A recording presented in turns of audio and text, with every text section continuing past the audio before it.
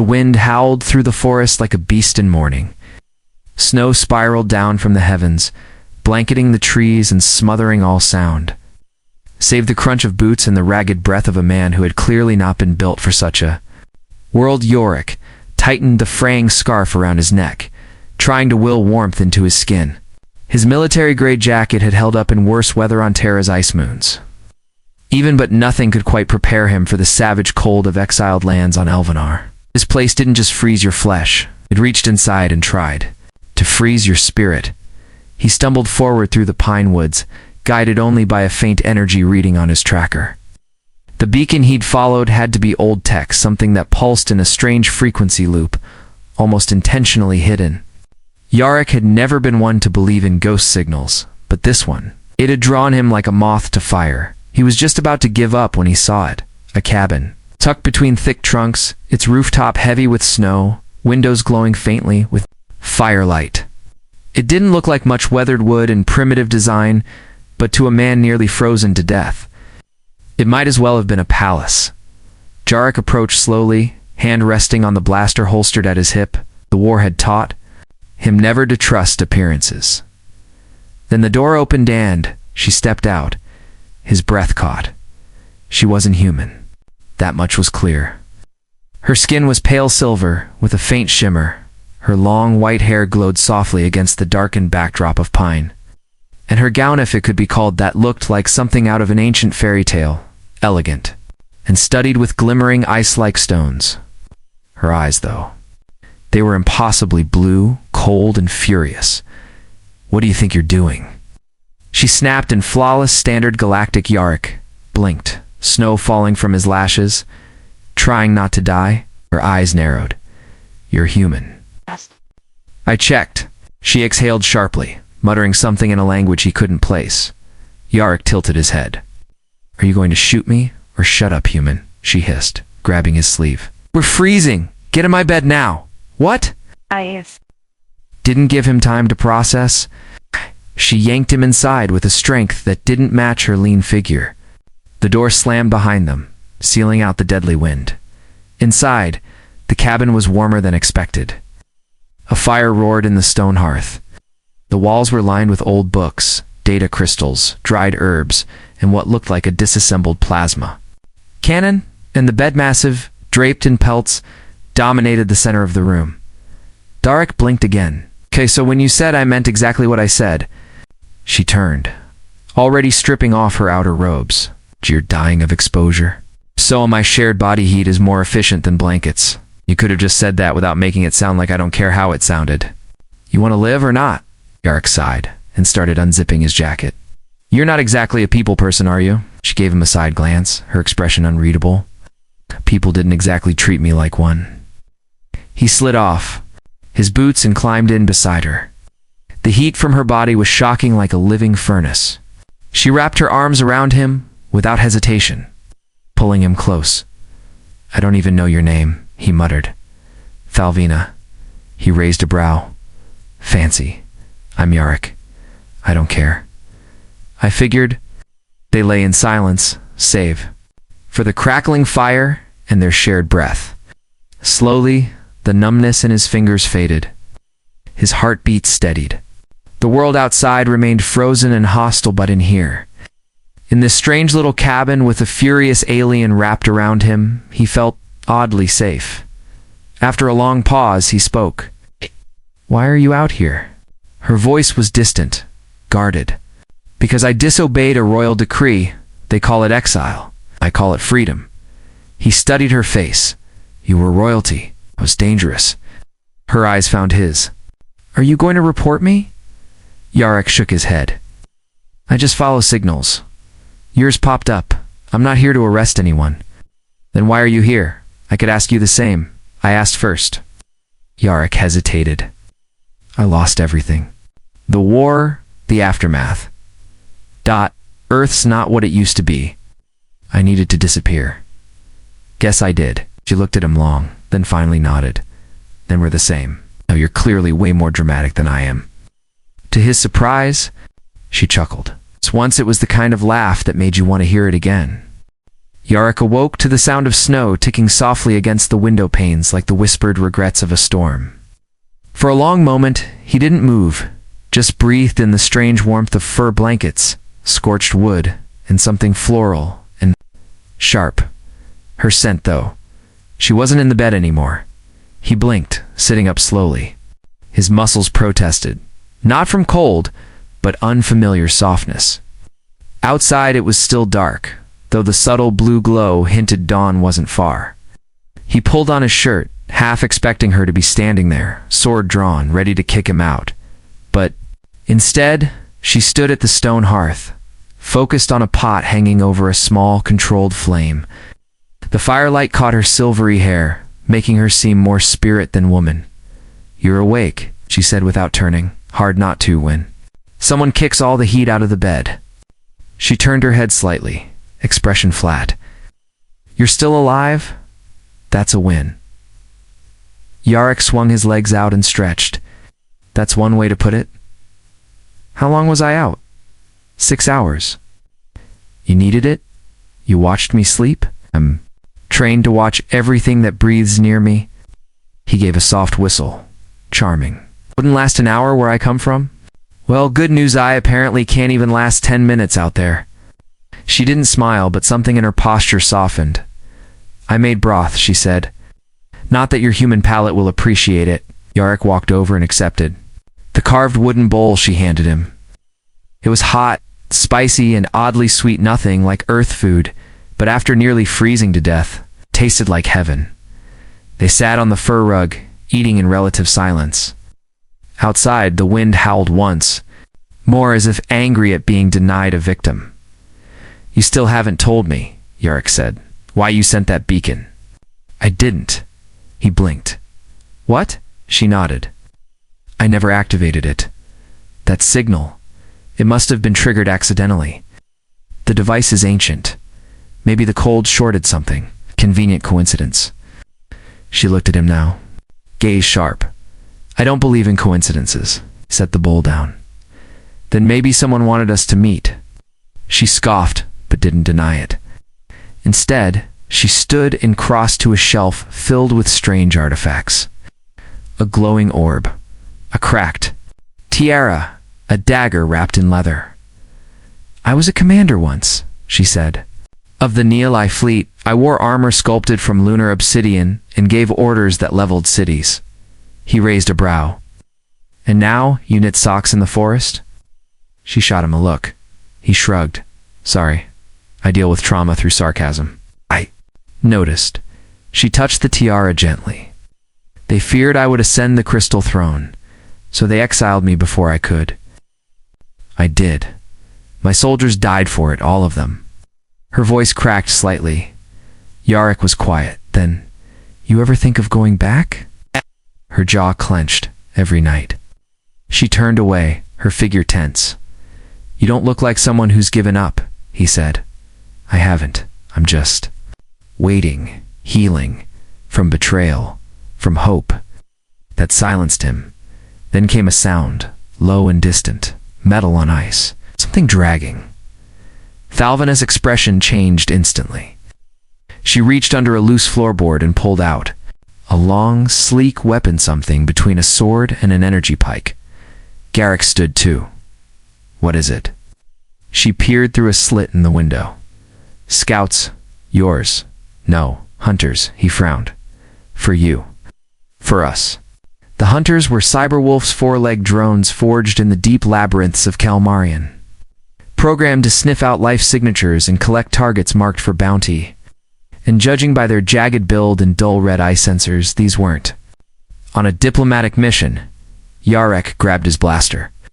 "I thought you said this place was hidden." "It was, until you arrived." He stared at her. "Are you saying I led them here?" She didn't answer, but the silence stung more than words. "Fine," he said.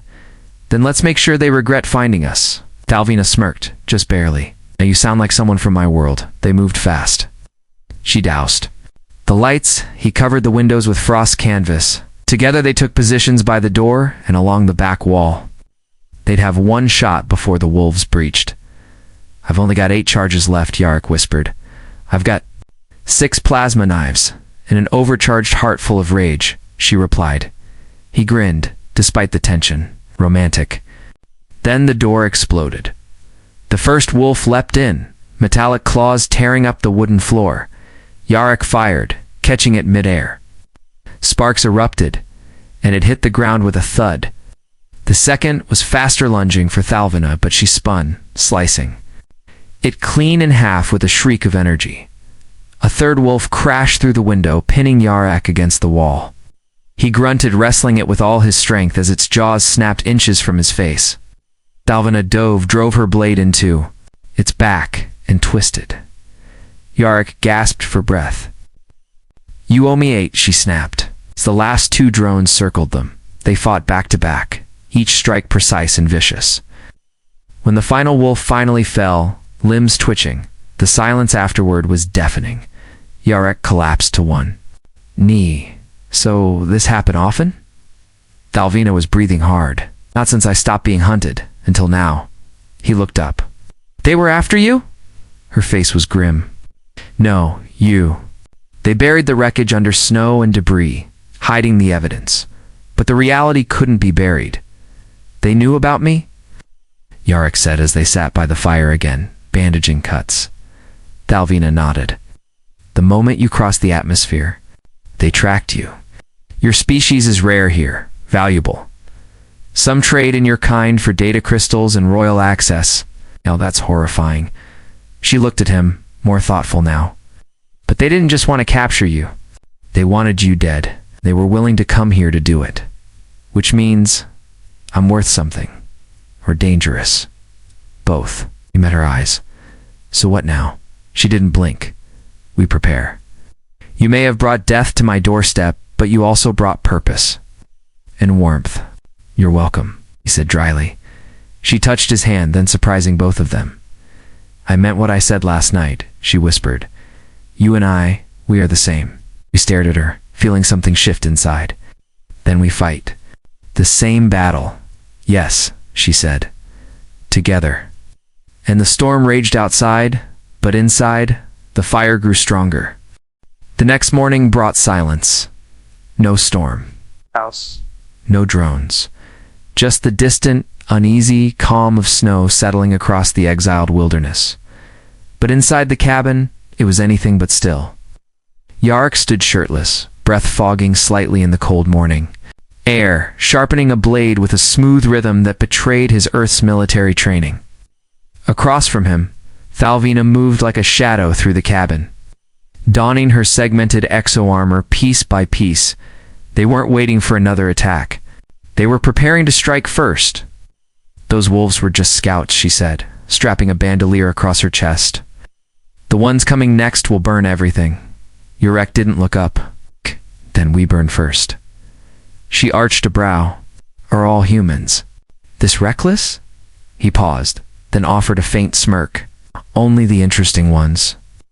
Despite the danger, there was a spark between them, now shaped not by shared tragedy, but by a growing understanding. Yarek was more than a lost traveler. Thalvina was more than a relic in exile. He handed her a thermal scanner.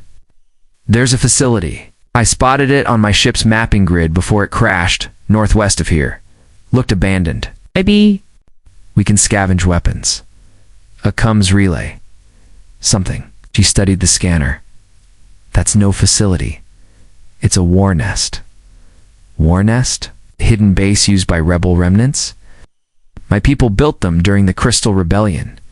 If it's still active, it could be our salvation or a death trap. Kirek zipped his jacket. Only one way to find out. She eyed him. You're not just a courier, are you? He hesitated, then gave a half smile. I was, until a bounty was put on my head. For what? He met her gaze. For refusing to deliver a weapon that could wipe out a moon colony? Her expression changed. You refused, and they hunted you. Figured someone should make the right call, even if it cost me everything. Thalvina stepped closer. Then maybe you are one of us. Jarek raised a brow. Us, exiles, the betrayed. 4. A moment, the air between them tightened, not from cold, but from the undeniable pull that had been simmering since that first night. Before either could say more, Thalvina activated her gauntlet and a small hologram pulsed to life. The war nest flickered in the image, surrounded by perimeter drones and heat vents under the snow. Let's move. The journey was brutal. Even with thermal cloaks and shielded boots, the snowdrifts swallowed them thigh-deep. The pine trees grew sparse, giving way to blackened scars of old fire bombings. Charred ruins poked from the snow like bones. And still, they pressed forward, Yarrick with a rifle slung over his back. Thalvina with her plasma blade glowing faintly at her hip. They didn't speak much. There was no need. When they reached the ridge above the war nest, they dropped to their bellies and scanned the terrain. Dozens of half-buried towers hummed faintly beneath the snow. Watch drones floated in lazy circles, and an old satellite dish still turned slowly on its axis. Yarrick adjusted the scope on his rifle. That's not abandoned. No, Thalvina said, her voice hard. It's occupied. But not by my people, who then? Guild mercenaries? Hired killers? It's probably the same ones who sent those cyber wolves. So this is their base? Or their outpost? Either way, she stood. We clear it. Yarrick stared at her. Just the two of us? She turned, eyes gleaming. You scared? Human? Terrified, he said, loading his rifle. Let's go. They slipped in at dusk. Using shadows and snowbanks, they crept between towers and rusted walls. Wreck disabled. 2 drones with EMP spikes. Thalvina slit a guard's throat without making a sound. It was coordinated, clean, brutal, inside the nest's core chamber. They found what they'd hoped for and what they feared. Weapon lockers, medical kits, communication relays, and a transmission log. Thalvina plugged her gauntlet into the relay and decrypted the last signal. Yarrick read it aloud over her shoulder. Target confirmed. 1 human, 1 traitor. Send orbital detachment. He looked at her. They knew we'd come here. It's a trap. Then why set it for 2 nobodies like us? She didn't answer. Not at first. Then, because I'm not a nobody. I'm the last blood heir of the crystal line. And you. You're the human who denied them their super weapon. Yarrick looked down at her gauntlet. They don't want to kill us, he said slowly. They want to make an example out of us. Just then, the relay blinked red. An incoming signal. Yarrick drew his rifle. We need to go now. But Thalvina didn't move. She stared at the incoming code, her lips parting slightly. Wait. What is it? She turned to him. Not just a kill order. It's a trade. A trade. She nodded grimly. Your head for my return. They barely escaped the facility before it erupted in flames. Yarrick's trappa, a timed charge in the fusion court, rigged the meltdown. As they sprinted into the woods, fire lit the trees behind them like a second sunrise. The explosion echoed for miles when they finally collapsed in the snow. Hearts pounding, lungs burning. They didn't speak for a long time. Then Yarrick laughed. I can't believe that worked. Thalvina punched his arm. It was reckless. Was effective. She rolled her eyes and stared up at the stars. Even now, she murmured, they're up there, watching. The high houses. She nodded. Waiting for me to make a mistake. Good, he said, still catching his breath. Let's make lots of mistakes. She smirked, but her voice was quiet. They would have let me return. All I had to do was hand you over. He looked at her. And you didn't know. She hesitated, then leaned closer, her voice low. Because for the first time in years I feel alive, not just surviving, living. He reached out, brushing a strand of hair from her face. You're not alone anymore. Their lips met, brief but electric. Promise rather than a possession. When they pulled apart, the wind howled again, but this time it sounded like a song. Back at the cabin, they prepared for war. Thalvina unearthed an old beacon stona, relic of her command days and reactivated its frequency. Across the stars, it would whisper a code to anyone who once followed her. If any of my people still live, she said, they'll come. Yarrick nodded. And if not, then we die standing. He stepped beside her. No, We live fighting. Two of them stood in silence as the beacon pulsed, casting a soft blue glow across their faces. In the snow beyond, the horizon shimmered, not with cold, but with arrival. Ships, dozens, no flags, no emblems, just rebels, exiles. Their army. Thalvina smiled faintly. You brought them back, Drek said. She turned to him. No, we did. The sky over the frozen frontier was no longer silent. Streaks of light rained down, ships descending from low orbit, each one cloaked in the matte gray armor of the old resistance. The scent of ozone filled the air as thrusters blasted ice into steam. Thalvina stood at the center of the clearing outside her cabin, her silver blonde hair whipped by the wind, her armor gleaming with purpose. Beside her stood Yarek's scars, new and old, etched into his skin, its sharp rifle slung across his back. The two stood shoulder to shoulder, watching as the rebels disembarked, many stunned to see their exiled commander alive. By the rings of Varn, ... double quotes, one murmured, kneeling. You're still breathing. And leading, Thalvina replied, helping him rise. We don't kneel anymore. Not to me. Not to anyone.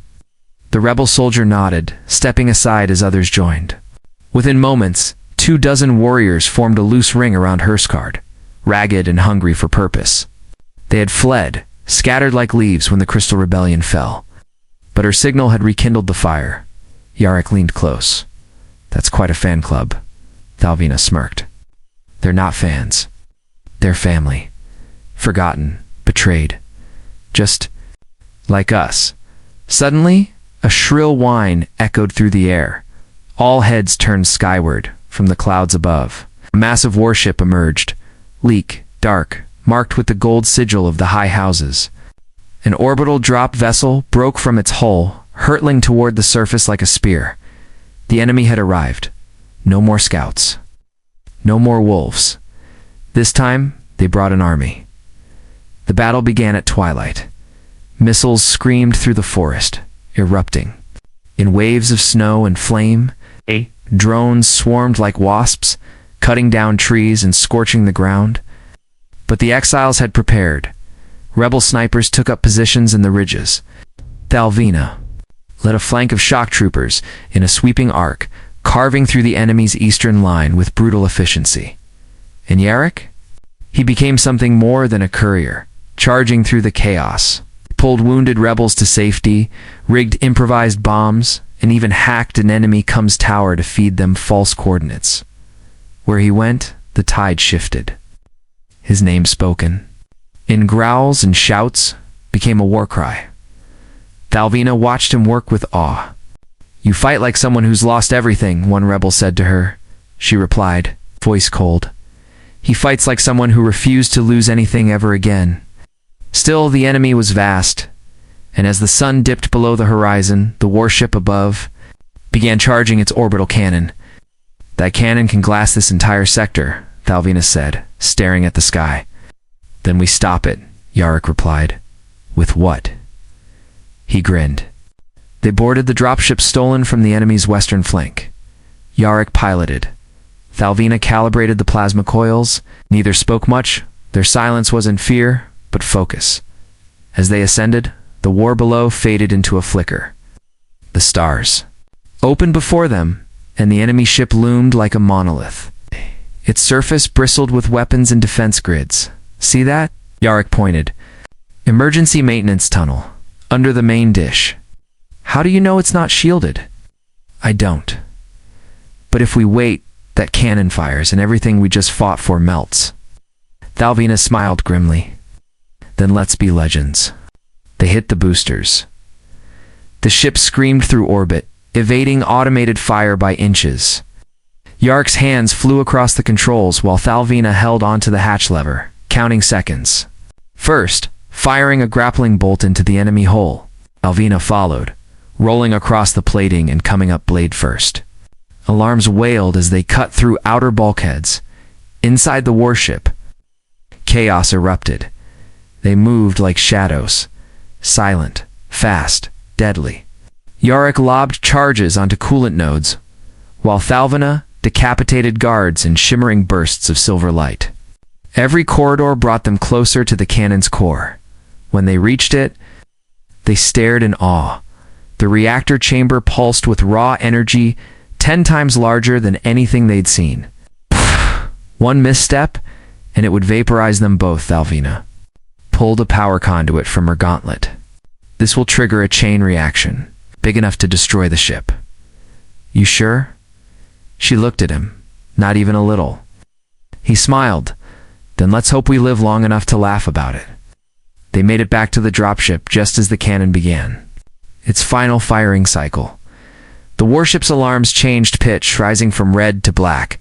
Power fluctuations surged. Fires erupted along its decks. Then, boom, the sky tore open. The cannon imploded in a violent burst of white and red, ripping the warship in half. Debris rained across the upper atmosphere like burning stars. Down below, the rebels cheered. The enemy scrambled in disarray. Victory was no longer a dream, it was real, burning in the sky like a second sun. Back on the ground? After the fires had cooled and the dead had been buried, the forest held its breath. Thalvina and Yarick sat on the cabin steps. No armor, no weapons. Just them, wrapped in old thermal blankets, watching as snow began to fall again, this time, gently. No, Yarick said, staring at the stars. I think this might be the first time I've ever felt safe. Thalvina leaned against him. I think it's the first time I've ever felt warm without a battle going on. He chuckled. He blinked, then laughed. You're serious? She stood, extended her hand. Deadly. He took it. Inside the cabin. It wasn't just heat that filled the air, it was belonging, healing. Hope they weren't just survivors. They weren't fugitives or rebels. They were home. The end. Like stories where humans earn love, trust, and victory the hard way. Want more interstellar romance, battles, and alien alliances? Subscribe to stay updated on more epic HFY stories.